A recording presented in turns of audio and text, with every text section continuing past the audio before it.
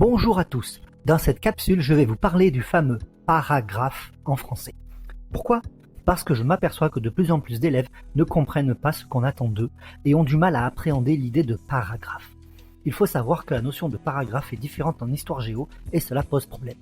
Tout d'abord, qu'est-ce qu'un paragraphe ? Je trouve cette définition. Division d'un écrit en prose où l'on passe à la ligne.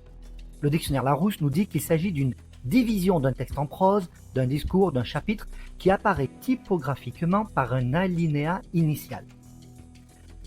Voici le type typographique utilisé pour le paragraphe. Il y a donc l'idée de délimiter les paragraphes par deux éléments clairs. L'alinéa en début de paragraphe. Les élèves demandent « Monsieur, c'est quoi un alinéa ?» Eh bien, c'est un petit espace qu'on laisse avant de commencer à écrire. « Ah oui, on laisse deux carreaux. » Oui, voilà, c'est un alinéa. Le second élément est le retour à la ligne. Attention, écoutez bien, le monsieur va dire quelque chose d'important. Maintenant, on ne saute pas de ligne entre les paragraphes, jamais. Si vous voulez bien l'intégrer, vous pouvez vous repasser le passage où je dis « On ne saute pas de ligne entre les paragraphes, jamais ». Je ne sais pas pourquoi certains professeurs d'une matière que je ne nommerai pas parce que j'aime bien l'histoire géo moi aussi, disent aux élèves de sauter une ligne entre chaque paragraphe. Pire, ils demandent aux élèves d'aller à la ligne sans alinéa quand ils changent d'idée à l'intérieur d'un paragraphe. Alors soyons clairs, un paragraphe égale une seule idée. Si on change d'idée, bien sûr qu'on va à la ligne, mais on fait un alinéa et on est dans un autre paragraphe.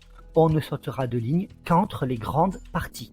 Ainsi, dans un sujet d'écriture type réflexion, si on a une grande partie traitant de la discrimination envers les blonds qui ne portent pas de lunettes.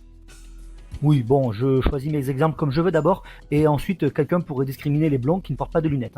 Bref, dans une partie traitant de ce sujet, vous avez 3 idées à développer. Eh bien, combien de paragraphes vous allez écrire ? 3, bravo le blond qui ne porte pas de lunettes au fond de la classe. 3 idées, donc 3 paragraphes. Dans un paragraphe, on annonce l'idée dont on va parler. Ensuite, on donne 1 ou 2 exemples. Et enfin, et c'est important de ne pas l'oublier, on explique l'idée et les exemples donnés.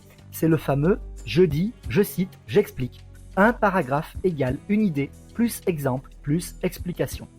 Quand on a fini d'expliquer cette seule idée, on va à la ligne, on fait un alinéa et dans le paragraphe suivant, on passe à l'idée suivante. Quand on a parlé des 3 idées de cette partie, donc avec 3 paragraphes, là on va enfin sauter une ligne pour passer à la partie suivante. Voilà, cette capsule sur le paragraphe se termine. Merci pour votre attention.